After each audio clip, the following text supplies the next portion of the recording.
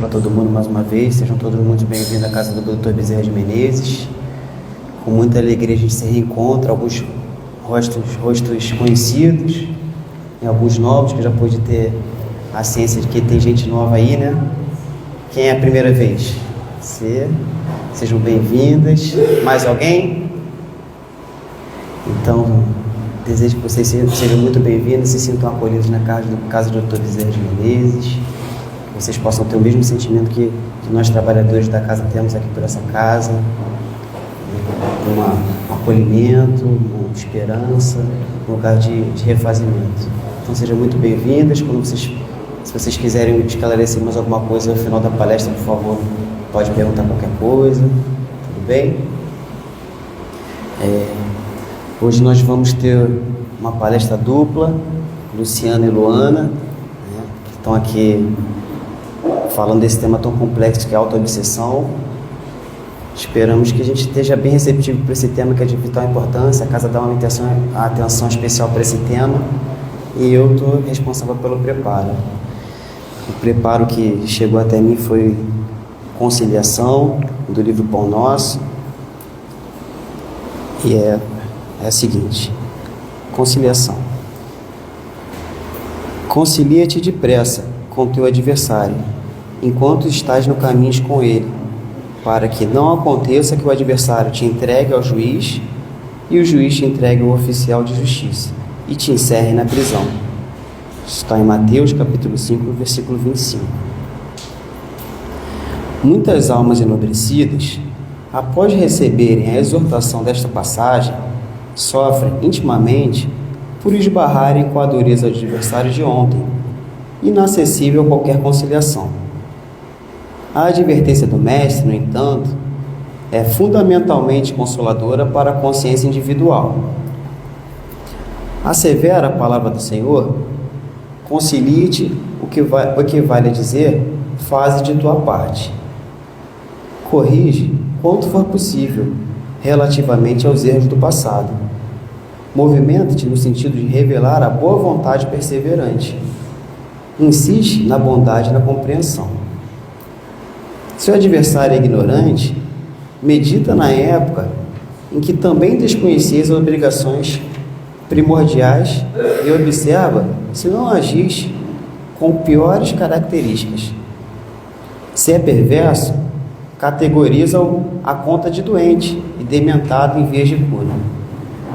Faze o bem que puderes, enquanto palmilhas os mesmos caminhos, porque se for o inimigo tão implacável que te busca entregar ao juiz, de qualquer modo, terás então igualmente provas e testemunhos a apresentar. Um julgamento legítimo inclui todas as peças e somente os espíritos francamente impenetráveis ao bem sofrerão o rigor da extrema justiça. Trabalha, pois, quanto seja possível no capítulo da harmonização, mas se o adversário te desdenha os bons desejos, concilie-te com a própria consciência e espera confiante. Então, acalmando nossos corações, acalmando nossa mente, os afazeres diários, que a gente possa respirar com calma, com profundidade,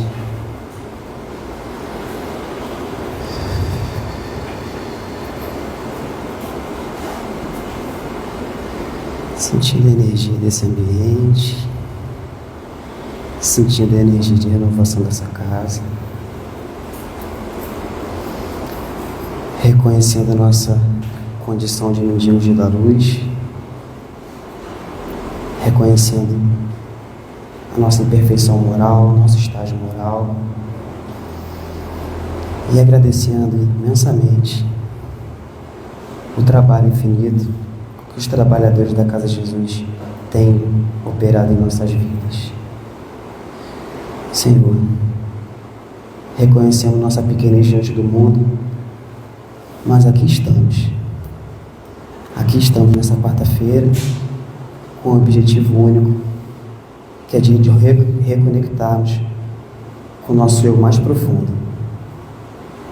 Meu Pai, que nesse momento nós possamos sentir profundamente o Teu amor nos envolvendo, nesse momento duplo de conciliação, de reencontro e de aprendizado. Muito obrigado. Abençoe nossas irmãs que vão aqui ministrar esse conhecimento com muito amor trazido, que a gente já possa aproveitar o máximo possível nessa noite de hoje. Que assim seja, graças a Deus.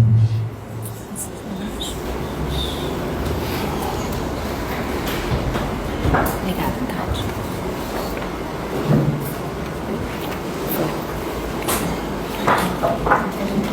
Botar.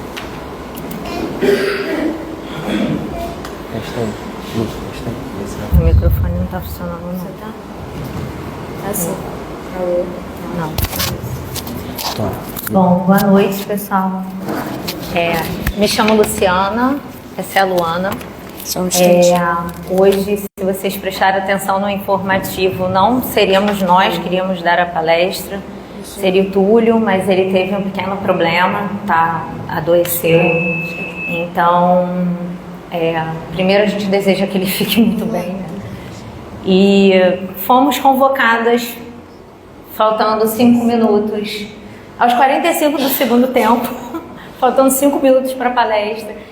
Então, isso aqui é um tema, nós então improvisamos aqui, né? Isso aqui foi um tema de um bate-papo que nós fizemos aqui na casa, um estudo que nós fazemos aos sábados, inclusive estão todos convidados, sobre autoobsessão.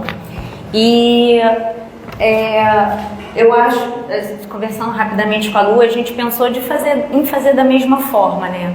Trazer isso aqui como se fosse um bate-papo. A gente vai conversar, eu e ela, em cima de um texto ditado pelo Espírito Hamed, que é o texto Autoobsessão. E faremos questionamentos, quem se sentir à vontade também respondê-los, fiquem à vontade. Quem não, pensem, reflitam, para a gente pensar e refletir. Bom, autoobsessão, aqui todo mundo está, assim, se eu for perguntar aqui, a maioria sabe o que é uma obsessão. Todo mundo sabe o que é uma obsessão? É quando um espírito, e aí seja desencarnado ou encarnado, nos obsedia, nós abrimos brecha e aquele espírito vai e nos influencia. Mas todo mundo sabe o que é uma auto-obsessão? Como o próprio nome já diz, auto é da gente. Aí é quando nós mesmos estamos nos auto-influenciando com pensamentos sugestivos. E aí aqui vem a primeira pergunta que já nos faz refletir. Por que nós insistimos em nos sabotar? Aí a gente abre aqui com um trechinho do Livro dos Médiuns, onde Kardec diz: mas é necessário evitar atribuir à ação direta dos espíritos todas as nossas contrariedades, que em geral são consequência da nossa própria incúria ou imprevidência. Então aqui Kardec já fala assim: peraí, não tem só obsessão, não tem só tudo que acontece aqui na nossa vida não é só culpa de alguém, porque a gente tem essa mania, né? Sempre é muito mais fácil, né? Às vezes deu um tropeção, a culpa é até da pedra que estava no meu caminho. Aconteceu alguma coisa, é meu marido que não me deixa em paz, é meu chefe. A culpa é sempre do outro. Mas e nós? Qual é o nosso papel nisso? Então Kardec aqui já diz que existe a auto-obsessão e que geralmente é consequência da nossa própria imprevidência, ou seja, dos nossos próprios pensamentos. A culpa é nossa. Vamos parar um pouquinho de botar a culpa no outro. Tá ouvindo? Tá baixo, né? Tá baixinho. Olá. Não, ainda tá ruim. Troca aqui. Não, acho que... agora foi. Então, gente, boa noite. Bem, essa é uma forma nova, assim, pra gente, né, de pensar a obsessão. E é uma reflexão interessante que, enfim, conforme a gente vai avançando nos estudos, e assim, avançar nos estudos é você ler, reler você ter contato de novo, porque toda vez que a gente faz esse movimento, a gente lê de forma diferente, a gente tem outra visão e outra interpretação. E assim, o Hamed, ele traz uma análise sobre o Evangelho, né? Esse trecho aqui foi retirado do Livro dos Médiuns, né? Do Kardec, né? A partir dos Espíritos. E ele faz uma leitura mais num sentido psicológico profundo, que nas nossas obras básicas isso pode passar desapercebido. Mas quando a gente tem contato com esse material que facilita a nossa compreensão nesse sentido e a gente volta nesses textos, a gente vê com outros olhos, a gente começa a acessar algumas entrelinhas e que isso estava colocado o tempo todo, né? Só que é isso, tem que acompanhar o nosso amadurecimento, tanto moral quanto intelectual. E esse tem sido um tema, né, de discussão aqui na casa, porque a gente tem entendido que esse é o nosso século do sentir, né? Esse é o nosso momento de despertar. Quando a gente está estudando o Livro dos Espíritos, a gente tem os estudos aqui na casa, tá bem claro ali a orientação para você chegar a ser um verdadeiro ser humano de bem, né? Ou seja, um espírito perfeito tal como Cristo. E não tem outro caminho, e é claro que vão ter vários caminhos para chegar, na verdade, nessa meta, né? Que não seja a meta de se o processo, né? Na verdade é um processo, se autoconhecer. No Evangelho tem lá, e que eles dizem que esse é o caminho para você combater o egoísmo, que é a chaga da sociedade, né? Então, quando a gente vai vendo isso, que para combater essa chaga da sociedade, portanto, essa chaga que vive em nós, que é de onde saem todos os nossos vícios, né? E todos os nossos males e imperfeições, a gente compreende que a gente tem que começar a andar, né? A gente tem que começar a atritar, a sair desse lugar, até porque, não sei, talvez boa parte esteja acompanhando, né, as notícias, se não na literatura também, que a gente está num processo de passar para a transição. É um processo que é longo, mas é um processo que só se faz se cada um fizer a sua parte, né? E essa parte é uma parte que nos cabe, e que é como a Lu disse, não dá mais para a gente culpar o outro pelo que a gente sente, porque o sentimento é nosso, né? Jesus só falava isso o tempo todo, porque o tempo todo ele só falava o nosso coração. Então, a intenção nossa é de voltarmos para nós, né? Esquecer um pouquinho o outro nesse sentido de culpabilização e não nos voltarmos com culpa, porque ela também atrapalha o nosso processo, mas voltarmos com observação, né? E de modo que não seja com obsessão. Mas para isso a gente tem que tentar entender como pode funcionar, né? As formas que essa auto-obsessão funciona na gente. Então assim, Posso fazer essa semana eu estava fazendo uma avaliação de algumas mudanças que eu tenho tido. Eu levei assim, fui até questionar, porque eu voltei a estudar, fazendo enfermagem, eu gosto da área da saúde, sempre gostei, mas eu dei prioridade a outras coisas. E coisas para mim hoje insignificantes, assim, não me acrescentaram, como hoje eu me vejo estudando. Então, por exemplo, eu me sentia como se eu estivesse me sabotando por anos e anos, atrasando, e hoje eu sinto que eu tive um despertar. Eu dei esse passo, eu falei, não, eu vou fazer o que eu quero, porque antes eu não conseguia focar para ler, para estudar mesmo. A gente lê um monte de coisas que não desnecessárias. É como se a gente estivesse perdendo tempo com aquele livro. Um exemplo, eu ficava lendo um gibi, eu queria pegar um livro, vou lá estudar, fazer um estudo. Então eu tinha preguiça nesse sentido. Eu botava, antes eu tinha culpa, porque era família, era filho, era preguiça. Hoje, eu sei que eu despertei para isso, eu me disciplino ainda, é claro, porque às vezes a gente está lá na internet fazendo um estudo, aparece uma coisa assim, te despeça, já tu está lá, já está se sabotando, porque tu está fazendo. Assim como eu aprendi também a dar um espaço para as amizades também, para a família, ouvir mais, dar mais atenção. E às vezes a gente parava para dar atenção a outras coisas, né? Então eu vejo que era não sei se tem a ver, mas eu me sentia nesse processo de eu mesma estar me sabotando e me atrasando. Porque a gente fala muito de alimentação, né? Isso vai mal, isso aqui, a gente sabe que quando o corpo, a matéria aqui está doente alguma coisa, a gente sabe que a gente contribuiu. A mente da gente é a mesma coisa, a gente tem que alimentar, né? A gente alimenta a mente porque a gente tem que ter o discernimento do que a gente faz. Então eu senti que a minha alimentação naquele momento que eu dava para Deus mental, né? Que era para essas coisas que realmente me atrasavam, era o que eu via como essa sabotagem. Eu não sei se é algo que você também está querendo passar. São todos esses pensamentos assim que a gente chama de monoideia. São todos esses pensamentos que nos colocam cada vez mais para baixo e a gente fica ali alimentando e ruminando aquilo. A gente sabe que pensamento gera energia, matéria, se transforma em matéria.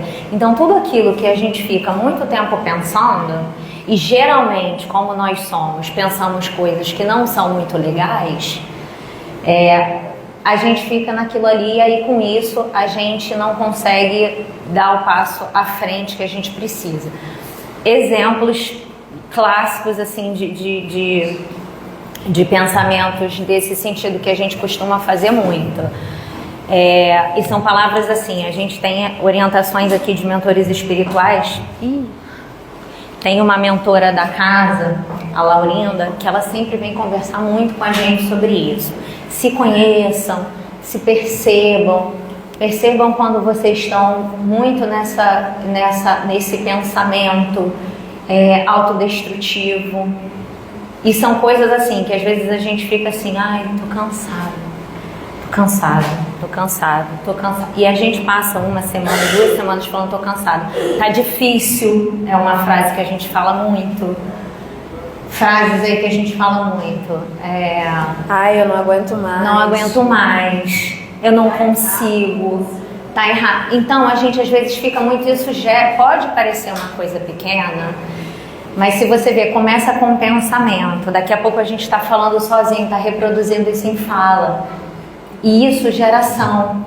E isso que a Lu falou da gente se conhecer, sempre tem uma emoção, um sentimento por trás disso. Isso não é só pensamento.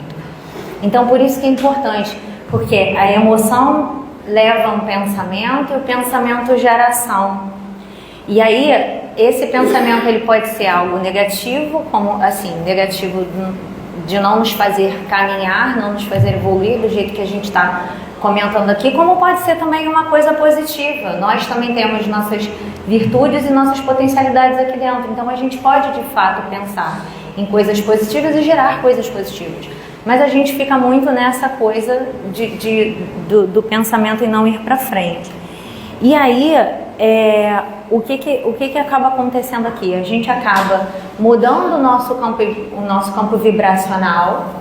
E é aí que a gente fica nessa auto-obsessão o tempo todo, muda nosso campo vibracional e abre brecha para que haja de fato uma obsessão.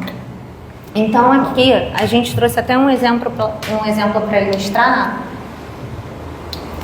como é que começa a auto-obsessão. Geralmente é uma emoção, um sentimento que leva a um pensamento e a gente fica ali ruminando aquilo por muito tempo, a gente com a gente mesmo. Criamos um campo vibracional aqui propício, baseado nessa energia aqui que a gente fica, que faz sintonia com um espírito desencarnado, por exemplo. E aí esse espírito desencarnado, ele tem que estar girando também nessa mesma sintonia que a gente aqui, concorda? Então é aí que acontece a obsessão cruzada. E aí esse espírito desencarnado, ele passa a reforçar esse pensamento aqui de auto-obsessão. E isso não acontece só de encarnado para desencarnado, não. Isso acontece de encarnado para encarnado também. Às vezes a gente está dentro de casa com, sei lá, nosso marido, nossa esposa, pessoas do nosso convívio pessoal, e às vezes um tá ali contaminado e fica ali o tempo todo, isso não vai dar certo, isso não vai dar certo, aquele pensamento, daqui a pouco a outra pessoa tá sintonizando com aquilo, e estão os dois vibrando naquela mesma sintonia. Então isso é mais comum do que o que a gente pensa. E aí, então, é o que Hamed fala aqui, em síntese, somos nós mesmos que ligamos e desligamos o fio condutor dos nossos sentimentos e pensamentos. Então, não adianta a gente ficar colocando culpa no outro por uma coisa que nós mesmos estamos gerando. E o que pode gerar, né, essa sintonia vibratória no qual a gente entra, que a gente pode ou não culpar um obsessor, ou culpar o outro, né, um obsessor desencarnado ou encarnado, é que ele acaba gerando, como o Hamed fala, um campo de batalha no nosso mundo interior. Então, a criatura passa a ser opressora de si mesma, né, que é exatamente o que ela trouxe, e provoca alterações no seu campo físico, emocional e mental. Então, por muitas vezes, a gente entra tanto, né, e aí, como a Lu trouxe, energia é matéria, né? Então, a gente entende que o nosso corpo, muitas vezes, ele expurga ou ele sinaliza desajustes internos do nosso próprio espírito, e o espírito é uma atividade psíquica, né? Então, está tudo atrelado. Então, vai sempre estar concernente com os nossos sentimentos, né? E, portanto, com os nossos pensamentos que vão criar ali. Então, esse campo de batalha faz com que a gente fique num conflito, né? Porque a gente está ali entendendo. Por exemplo, a gente aqui na Casa Espírita, a gente está estudando, a gente está buscando, e aí a gente está traçando uma ideia de como a gente deveria prosseguir. Só que a gente se sente e a gente se porta nas nossas relações de determinada forma que não condiz muito com essa ideia que a gente já está criando, né? Esse ideal de conduta, de ser e de sentir. Isso geralmente gera um conflito. E por vezes o que a gente pode fazer a gente vai entrar nesse ponto, né, falando do que está oculto e que gera essa pressão sobre nós mesmos, mas que está dentro de nós ao mesmo tempo. Mas como a Lu já trouxe, isso que está oculto, ele pode ser tanto danoso para a gente, mas também pode ser algo que no caso é bom, mas a gente não se apercebe. Então, por exemplo, isso que a gente está entendendo aqui na Casa Espírita é algo bom, né? Mas é algo que, se a gente não está em contato verdadeiro com o que a gente de fato sente, se a gente não está sendo sincero conosco a ponto de perceber, através do nosso pensamento, dessa percepção sensível, qual é a energia que a gente está vibrando, a gente entra nesse conflito de imposição, né? No sentido de dizer, eu não posso me sentir assim, eu não posso ser assim, e acaba sendo um outro tipo de auto-obsessão, num modo castrador, em dizer para si mesmo como você deveria agir. E é um ponto que a gente vai entrar mais um pouco para frente, né? Mas esse é só um exemplo desse campo de batalha, temos muitos. E aí ele fala que geralmente essa autoobsessão vem acompanhada de sentimentos de culpa, autocensura, de recriminação, de complexo de inferioridade e de irresponsabilidade pelo próprio destino. E aí ele diz que todos esses sentimentos resultam de ideias ou crenças inadequadas que distorcem o real valor de bondade e lealdade. Então, assim, geralmente são conceitos que a gente tem, crenças que muitas vezes trazemos desde a nossa infância, pelo modo como fomos educados, como a sociedade também impõe certos moldes para a gente. Trazemos de vidas passadas também, que nós temos que nos lembrar que somos espíritos com muitas vivências. Então, às vezes trazemos isso de outras vidas e aí vem todos esses sentimentos à tona de culpa e responsabilidade, e aí a gente fica o tempo todo se massacrando, se autopunindo. E aí ele fala aqui uma coisa também muito legal, que ele diz que aí a criatura, quando fica nesses pensamentos, passam a ser vítimas do destino. Ou seja, você começa a se vitimizar, aí você começa a acreditar realmente que o mundo todo está contra você, que você não vai mudar, que a culpa é do outro. Você projeta todos os seus medos, seus anseios em cima da outra pessoa. Então você passa a se vitimizar. E aí ele diz que isso é um modo de viver muito complicado, porque você fica ali dentro, é uma visão muito pequena do todo, porque você se fecha ali naquele seu mundinho, não traz a responsabilidade para você, você está sempre jogando a responsabilidade e a culpa para o outro. E aí você passa a ter uma visão muito limitada disso, e aí você vive num mundo ilusório. Isso não é a realidade como ela é o seu mundo ilusório. Então ele nos chama a atenção, até disso que a Luana falou, da gente estar sempre em contato conosco e nos percebendo, nos autoconhecendo. Não, peraí, essa situação está se repetindo muitas vezes na minha vida, porque isso vai acontecer. Se há algo que você tem que aprender, essa situação vai ficar se repetindo toda hora na sua vida. Por quê? Deus está falando com você. Olha para isso, criatura. Não é mais culpa do seu pai, não é mais culpa da sua mãe, do seu marido, do seu chefe. Olha para isso, que é algo dentro de você. Você está com uma visão distorcida daquilo. E aí, aqui, esse foi o slide que eu acabei de falar, que veio acompanhado, eu esqueci que eu tinha posto esse no slide, de complexos de inferioridade e responsabilidade. Então é o primeiro passo que a gente tem que começar a fazer, é a autoobservação. É aquela pergunta, aquele momento onde a gente está muito tempo naquele pensamento ali, e a gente para e fala assim, peraí, por que eu estou pensando isso muitas vezes? Peraí, por que essa situação está acontecendo muitas vezes e eu estou sempre reagindo dessa maneira? Por que toda vez que eu escuto, sei lá, às vezes não é nem comigo, se fazem com a Luana, isso é uma coisa que às vezes não atinge a ela, mas me atinge. Então o problema está com a Luana? Não, o problema está comigo. Então eu tenho que passar a olhar para isso. E a espiritualidade, né, tem orientado a gente e dizendo isso, assim, esclarecido, que o que mais acaba acontecendo é a autoobsessão, né? Nós somos muito cobradores de nós mesmos, assim, e é isso, por conta do nosso passado. A gente tem um passado de insanidades, de loucuras, de irresponsabilidades, mas que fazem parte do progresso, né? Deus não deixa de nos amar por isso. Então, quando a gente inicia esse processo de autoconhecimento, autoanálise, autorreflexão, a gente começa a identificar os nossos opostos.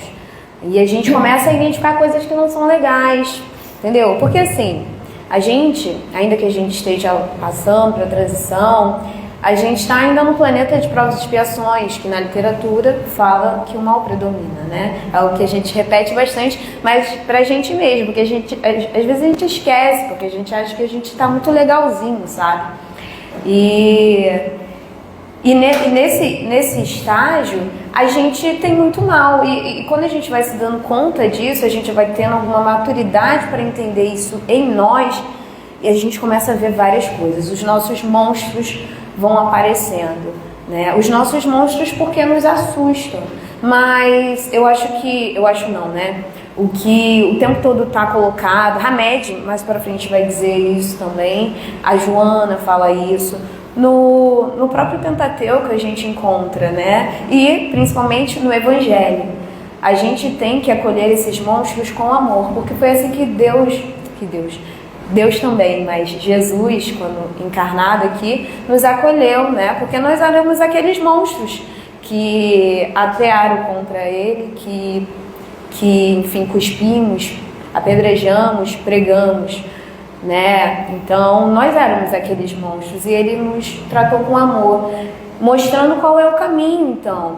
O caminho para conosco é esse, é nos tratar com amor, né? Então, estejamos avisados e próximos disso, no sentido do coração, de que tem que ser um processo com amorosidade, sabe? E porque a gente vai se confrontar com os nossos opostos, a gente vai se confrontar com os nossos demônios. E a gente tem que saber lidar, porque senão a gente chega no slide anterior que estava falando da culpa e vai nos atrasar. Ou a gente chega no medo e vai nos atrasar. Né? Ou a gente chega em um monte de outras coisas, mecanismos de defesa que nos impedem de continuarmos a nossa caminhada, que não precisa ser tão dolorosa, sabe? A culpa, ela é tão dolorosa, ela nos deixa num alto flagelo desnecessário. Então, é isso que esse estudo tenta trazer também, né? O Hamed, ele pegando até isso que a Luaninha falou do autoconhecimento, quando ele começa a falar em autoobservação, ele fala disso que a Lu trouxe, que, aliás, toda a literatura, né, espírita e os psicólogos, inclusive Joana de Ângeles, que foi é uma terapeuta espírita, para mim ela é uma terapeuta. Jesus é um terapeuta, um grande terapeuta, foi um grande terapeuta, e eles sempre falam sobre essa questão do autoconhecimento. Quando você começa a encarar essa verdade, a olhar para si, dói, não é um processo fácil, é doloroso, mas ele é extremamente necessário, porque a gente vai colher os frutos lá na frente. E aí ele cita essa frase aqui de Platão, onde Platão, para vocês verem, já naquela época, Platão já falava que as pessoas ignorantes não procuram sabedoria. O mal da ignorância está no fato de que aqueles que não são bons nem sábios estão, apesar disso, satisfeitos consigo mesmo. Não desejam aquilo de que não sentem falta. Então, o que ele quis dizer aqui? Aqui existem... A gente sabe que a gente tem um tipo de ignorância causada pelo desconhecimento. A pessoa é ignorante porque ela desconhece. Mas aqui ele fala principalmente da ignorância. Como é que a gente pode falar? Daquela ignorância que é consentida, assim, aquela ignorância que eu não quero ver, do tapar os olhos, eu não quero. Porque sair da nossa zona de conforto dói. Aquilo que a gente fala, às vezes a gente está vivendo, e quantas vezes a gente está vivendo numa situação da nossa vida que a gente sabe que está ruim, não está legal, a gente sente aquilo, que a gente precisa sair daquilo, precisa se mover, porque a gente tem a centelha divina em nós somos orientados o tempo todo pelos mentores espirituais, a progresso, a lei é de progresso, então a gente tem isso dentro da gente, isso é fato, é certo, a gente vai progredir. Só que uns vão mais rapidinho, outros vão mais devagarinho. Mas a gente tem aquela vontade de progredir. Então chega um momento em que aquela situação está desconfortável demais pra gente. Então aquilo vai começar a incomodar com mais força num curto espaço de tempo. Então é a hora que a gente tem que sair da nossa zona de conforto e falar assim, cara, realmente não tá dando, eu preciso mudar isso aqui. E aí ele fala que tem pessoas por muito tempo que a gente ainda permanece nessa ignorância do tipo assim, ah não, mas amanhã eu começo, não, vou dando um jeitinho aqui, calma aí, isso aqui tá ruim, mas vou tentar ajeitar desse jeito, vou tentar. Com isso a gente está só atrasando, mas a gente está atrasando o que é inevitável de acontecer. Então, ele fala dessa zona de conforto que essa ignorância traz, que tem gente que não deseja ficar nisso, mas até quando? Essa é a pergunta. No momento, a gente vai ser compelido a ir. E aí, ele fala muito essa questão das leis divinas. Todos nós temos, como eu falei ainda há pouco, as potencialidades e as virtudes. A lei é de progresso, a lei é de trabalho, a lei é de causa e efeito. Então a gente tem todas essas leis atuando dentro de nós para nós seguirmos. Essa autoobservação já faz parte. Como é que eu acho? Acabou? Acabou. Então, essa autoobservação já faz parte do tratamento.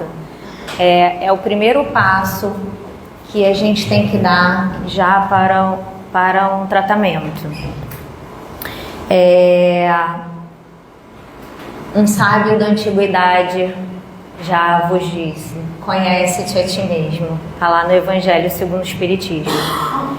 Então, é nos observar e nos conhecermos. Muito importante falar nessa autoobservação é que é uma observação sem julgamento, né, Lu? Quer falar um pouquinho? Sim, uma coisa, né, que acontece com a gente nesse estado de ilusão, a Joana chama de estado de sono também, né, em que a gente se engana porque a gente não está entendendo a realidade bem como ela é. Mas isso é uma coisa delicada, porque a realidade é difícil de entender mesmo.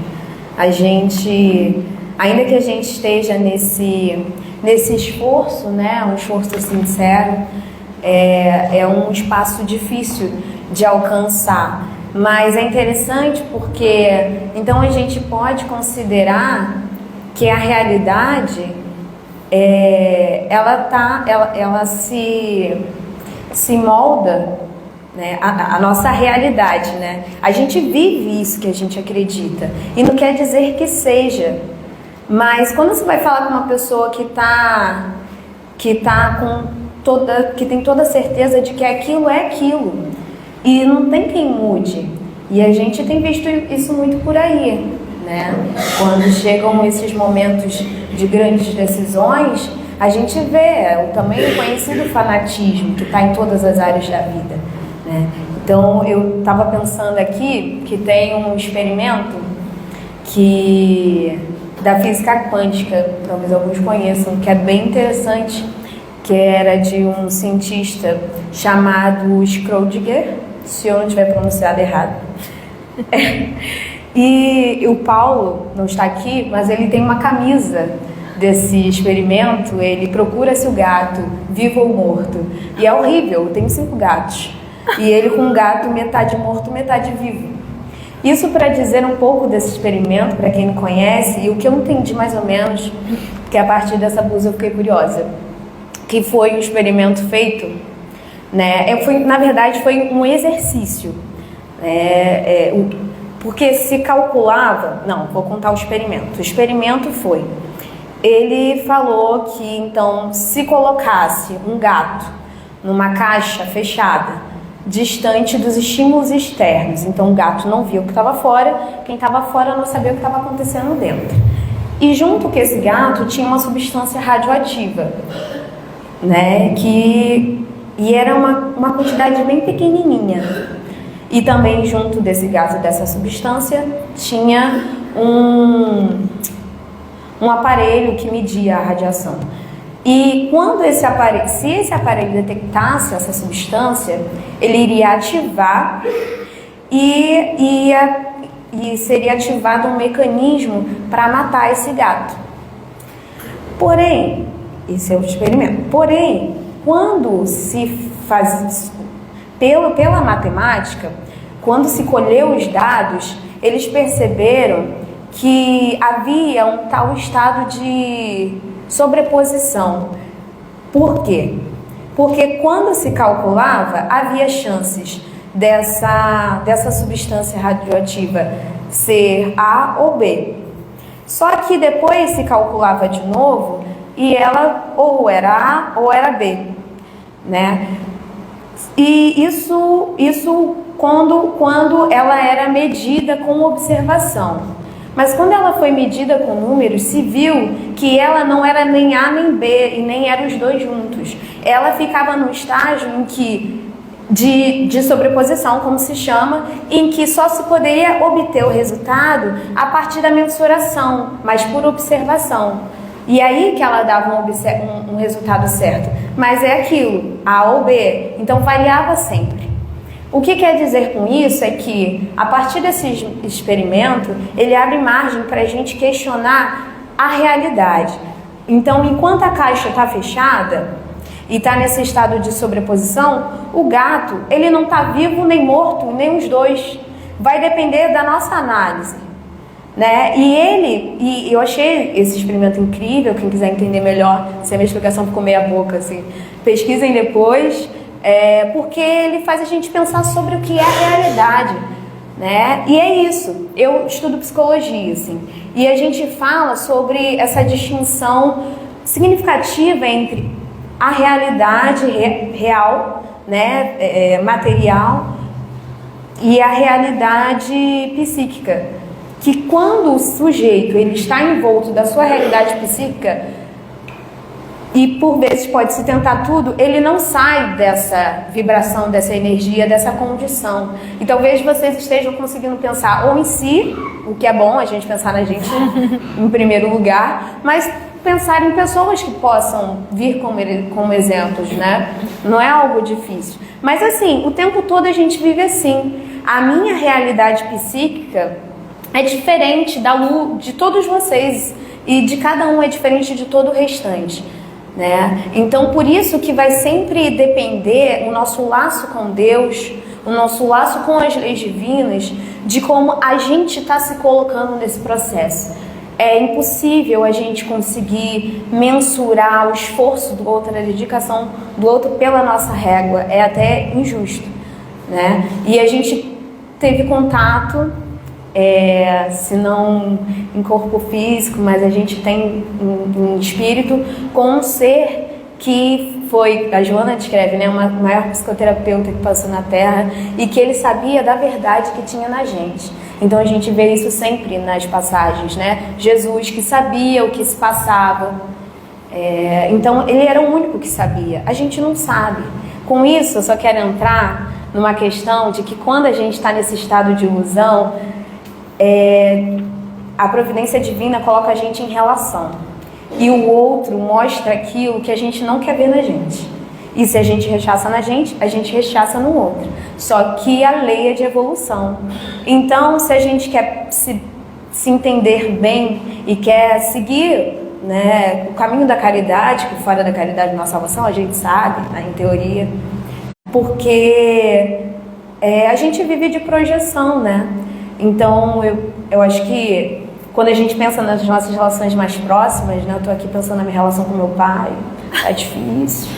Aí eu vejo, mas meu Deus, ele é muito bagunceiro, ele não pensa que o outro se esforça e que ele quer ficar ali, jogado. Aí depois eu percebo minha mãe falando de mim, falando um negócio parecido, que eu discordo, certamente, mas deve ter alguma semelhança, né? Então, essas pessoas, todas as pessoas não são colocados na nossa vida à toa.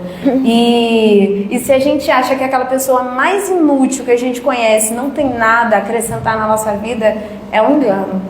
Porque se a gente fizer um esforço mínimo de se perceber, ela serve como um espelho pra gente. Nem que ela sirva só como um espelho, isso já é muita coisa, né? Perfeito. E aí, pegando esse exemplo, vou pegar o seu exemplo. Ah, não, o seu, querida. Não, dando continuidade, assim, pegando esse exemplo da Lu, é isso, né? A partir do momento que a gente se auto-observa, é o que ela falou do exemplo do pai dela. O pai dela tá ali mostrando para ela o tempo todo algo que ela tem que olhar. Não é bacana, como ela falou. Ela vai sentir aquele incômodo, dependendo do que seja, dói e tal. Mas ela precisa olhar para aquilo, tá mostrando. E aí o segundo passo é a autoaceitação, que também é difícil. É difícil, como ela já falou, ele tá me mostrando, né? Mas é isso, a gente faz isso. Eu também o tempo todo, né? Minha relação, vou dar relação com a minha mãe, porque minha mãe tá aqui presente, eu não preciso me expor. Mas a gente pega uma relação muito próxima e é difícil depois a gente olhar aquilo e aceitar, né? Pegar o exemplo da Lu Parecido, tem isso em casa. Tem coisas que minha mãe faz, mãe, é isso. Tô me expondo aqui, você também. Tem coisas que minha mãe faz que me incomodam demais. E é coisa que a gente discute demais. Minha mãe tem dificuldade de chegar no horário, nos compromissos no horário. E eu tenho ciência de que eu faço isso, mas foi tão doloroso para mim quando eu percebi isso. E geralmente as pessoas são os amigos que sinalizam isso para você. Então você tem que agradecê-los. Ao invés de você brigar com aquele cara, você tem que agradecer, porque ele sinaliza isso para você. Pô, você não chega no horário. Eu fiquei assim, gente. E em determinado... Mas eu só percebi isso quando eu estava reclamando com ela. E aí eu ouvi a minha fala. E aí eu me vi nela e falei assim, caramba, eu faço isso também. Eu estou projetando nela algo que eu faço. Depois, ela depois tem que ver se isso interfere na vida dela, se ela quer mudar ou não, aí é um problema dela. Mas eu tenho que ver por que isso me afeta, por que isso me incomoda tanto. E a culpa é dela? Não. Eu que tenho que ver o porquê que isso me incomoda e por que eu repito esse padrão. Então, assim, observei, fiz o primeiro passo, observei. Agora vem a que também não é fácil observar não, tá? Nisso eu já fiquei dias e dias aqui reclamando comigo mesmo. E aí vem a autoaceitação. Né? Não fazer esse julgamento de mim mesma. Caramba, Luciana, então tá, você não presta, você está errada, você é uma péssima pessoa. Não, é aceitar. Caramba, eu sou assim. Mas é aceitar, show, sou assim, síndrome de Gabriela, né? Eu nasci assim, eu cresci assim, eu sou sempre assim. Não vou mudar, não. Vou morrer assim. Eu vou morrer assim. Não, é aceitar que eu tenho aquilo e começar a trabalhar. E aí eu vou buscar a origem daquilo, por que eu me incomodo todas as vezes, o porquê que eu faço aquilo. Às vezes é um trauma, uma crença que eu tenho de que, sei lá, tem que chegar... Eu sou uma pessoa meio rebelde, também descobri um pouco isso. E aí, da onde vem essa rebeldia? Eu adoro, chego atrasada, porque não é muito bem assim não, mas às vezes até... Aí é justificável quando a gente faz, né? Então, ter essa autoaceitação também. E aí, a gente fala muito em educação evangélica. O que é educação evangélica? É catequese? É dogma? É aquilo certinho? Não é aquilo engessado. Educação evangélica são as ferramentas que a gente tem disponíveis aí, que, por exemplo... uma casa espírita, uma leitura edificante dão pra gente. É o auxílio, é como a gente vai fazer isso, porque às vezes a gente está ali naquele processo doloroso e não sabe muito bem o que fazer. Às vezes a gente no início não sabe nem o que fazer de nada, fica no escuro. E aí o que a gente pode lançar mão? Que a gente aprende muito aqui nessas conversas. Uma prece, essa ferramenta assim, essencial, importantíssima. Uma meditação, às vezes só fechar o olho, respirar, acalma aquele turbilhão de coisas que estão passando com a gente, faz a gente pensar melhor, faz a gente sentir melhor as nossas emoções, que às vezes a gente não sabe nem o que a gente está sentindo no momento, não sabe se é raiva, se é medo, se é culpa, o que é. Que é aquilo? Dá. Uma leitura. Ai, meu Deus, deixa eu usar o seu. Uma leitura. Não, agora até o falar, meu não. aqui tá meio... Mentira. Fala do... Oi. E... A gente fala Caio. alto. Rolou. Não tá indo. Tá indo. Valeu. Eu quero então pegar um trecho. Não sei se o volume tá bom, mas tá bom, né?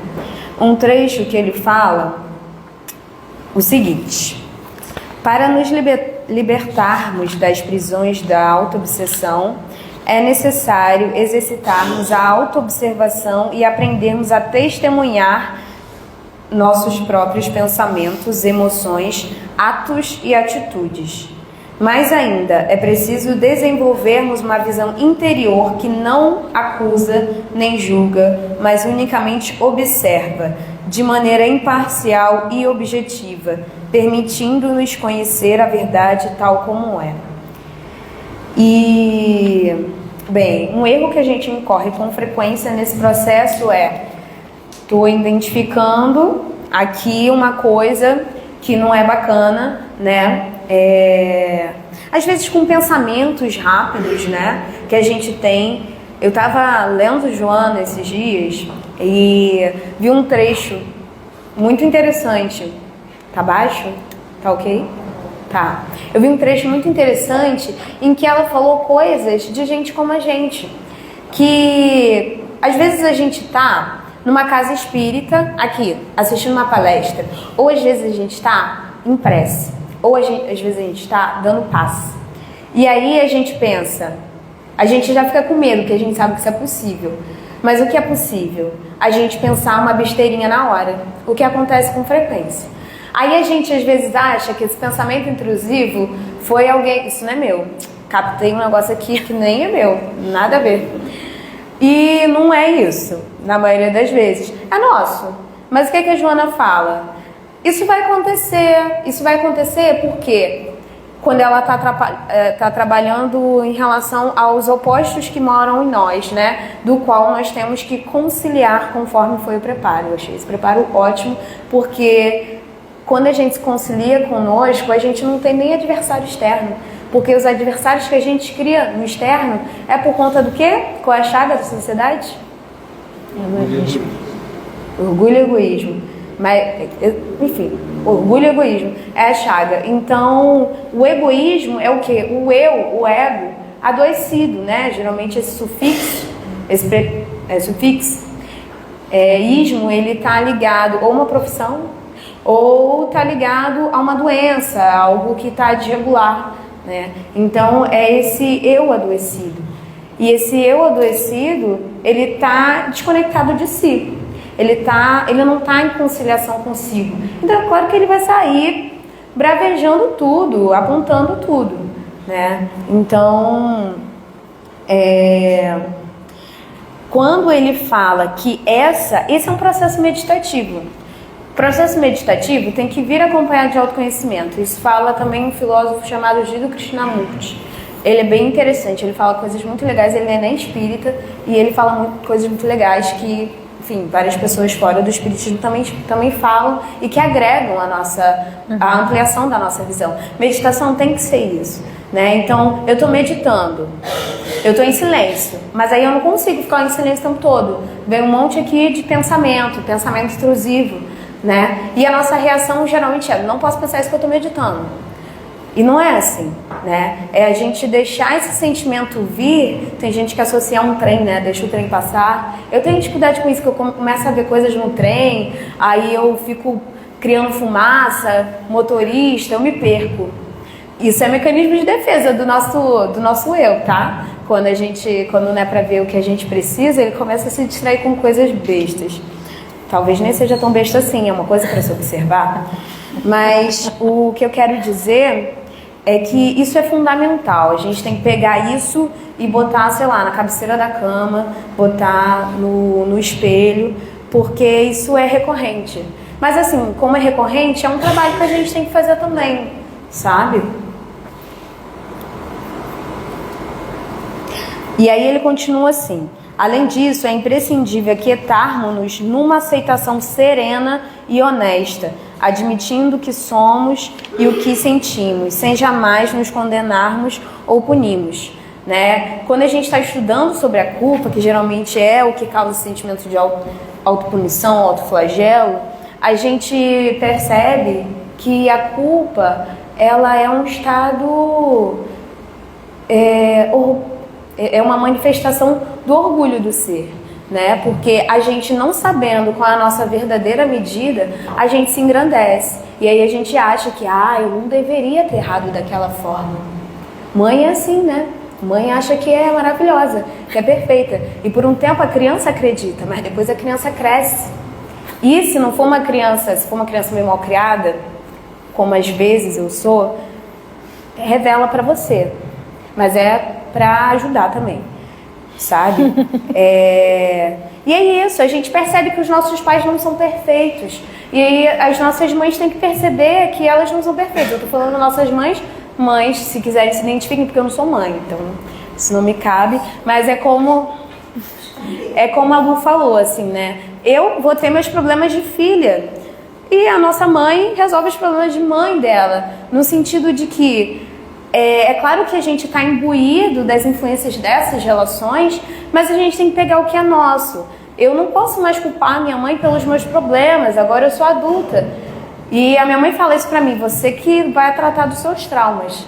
Porque é isso, as nossas mães, os nossos pais, eles fazem o que é possível para eles, né? E cabe, né, de um lado, os cuidadores, né, os pais, as mães, pegarem isso para si, né, que tá fazendo o que é melhor e aceitar a sua quantia. Se às vezes o melhor for ser ausente para botar comida dentro de casa, pô, tá ótimo, sabe?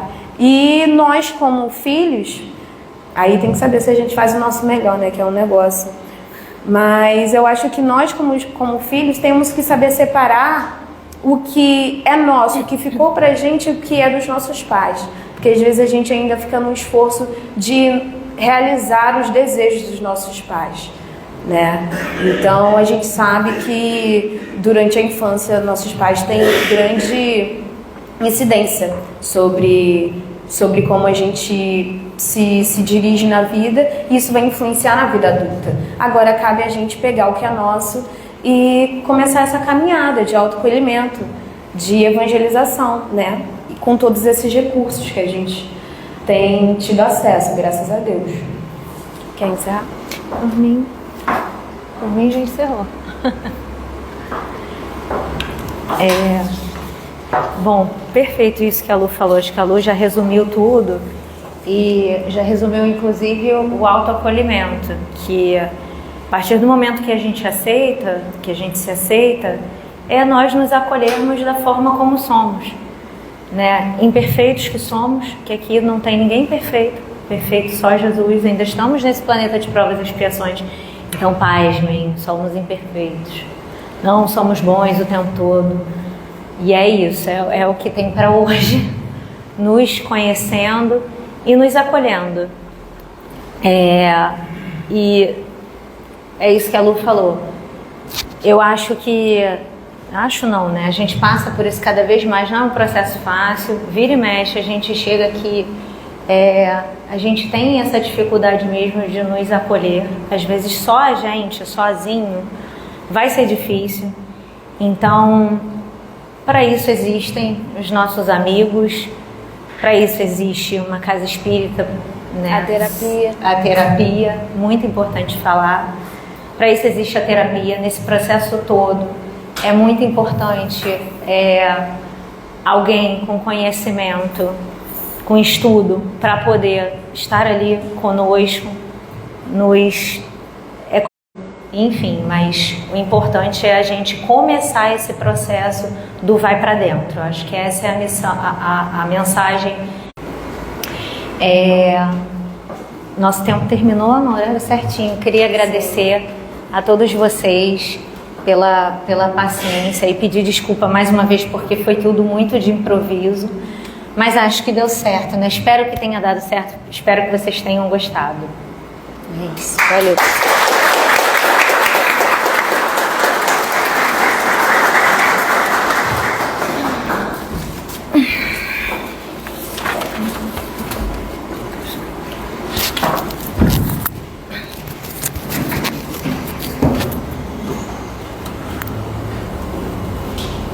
Agradecer imensamente a Luana e a Luciana pela palestra. Qual é o seu nome, querida? Lene. Agradecer. Seja bem-vindo à nossa casa. A nossa casa é isso aí.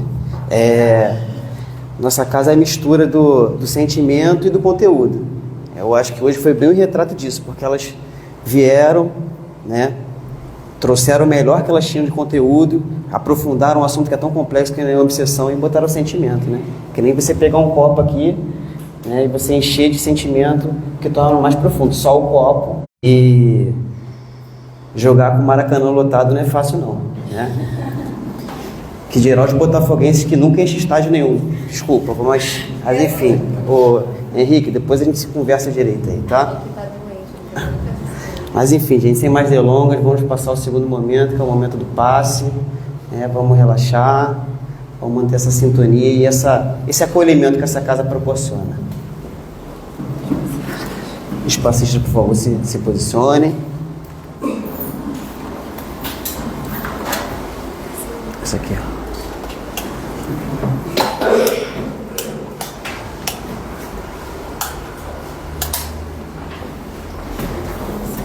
Muita informação.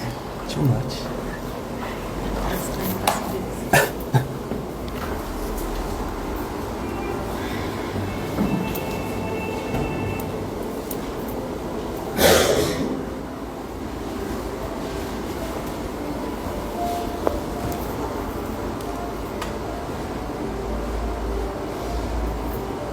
Pensando em Jesus.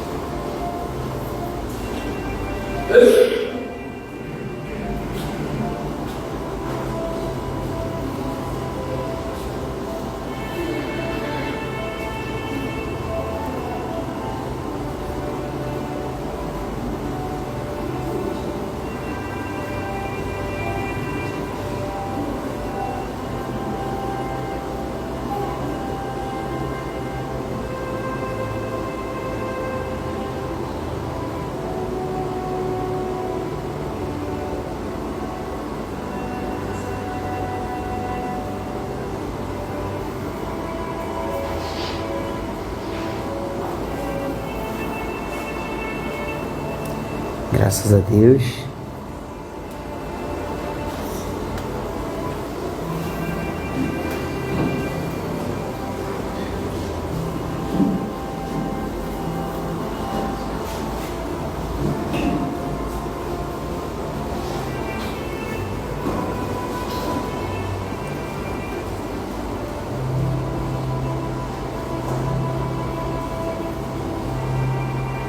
Pai amado, só tenho a agradecer pela oportunidade. Obrigado por tudo aquilo que nós temos, tudo aquilo que nós não temos, porque o Senhor sabe de todas as coisas. E principalmente, meu Pai, muito obrigado pelo amor infinito,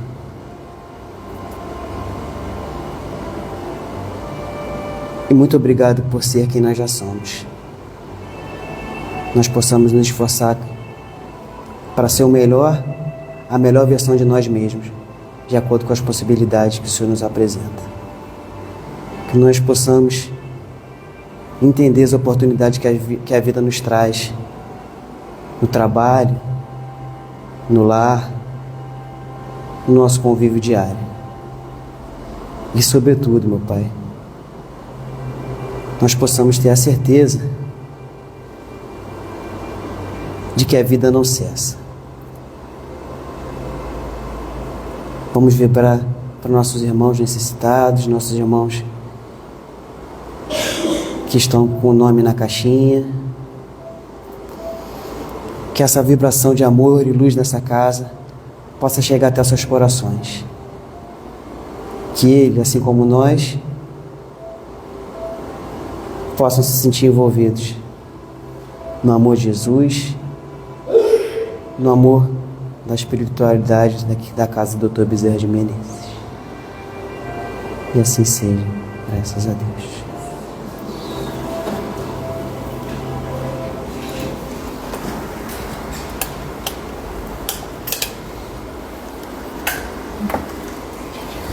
Todos bem? Então vamos passar rapidamente aos avisos, sem mais delongas.